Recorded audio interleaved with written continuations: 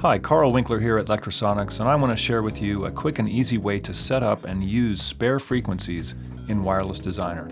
So we've got two receivers hooked up here. We have a DSQD with these channels 1 through 4 and a DCR822 channels 1 and 2 here.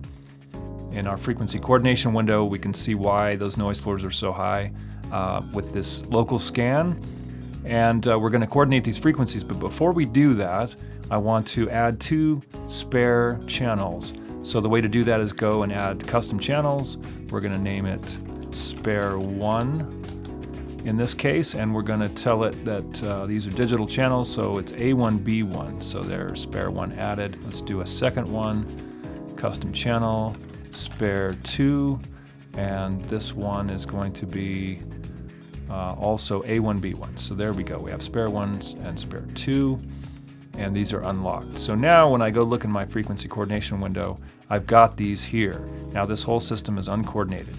When I do a frequency coordination, I'll always grab this threshold of acceptance red line here, set it as low as possible while still leaving a few notches below it, places where there's some empty spectrum. Then I'm going to coordinate selected channels, and that includes all 8, the 6 connected channels and the 2 spares.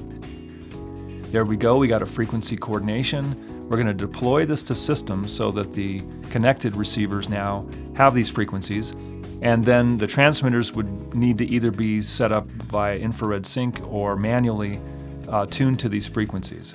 Okay, but notice that our 2 spare 1 and 2 frequencies are now included in the coordination, so we know that these could be used in a pinch.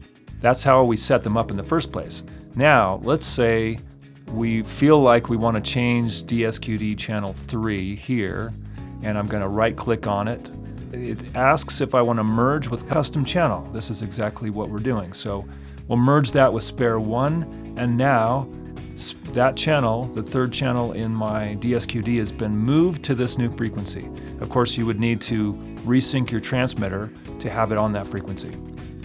And let's decide that in the DCR822, that first channel, we're going to also merge with the custom channel, and now we have that done as well. So, and again, we need to deploy the system to get those frequencies into the receivers, and then you would need to manually or infrared sync your transmitters to match. So that is how to set up and use spare frequencies in Wireless Designer, quick and easy. I'm Carl Winkler at Lectrosonics. Thanks for watching. Please like and subscribe.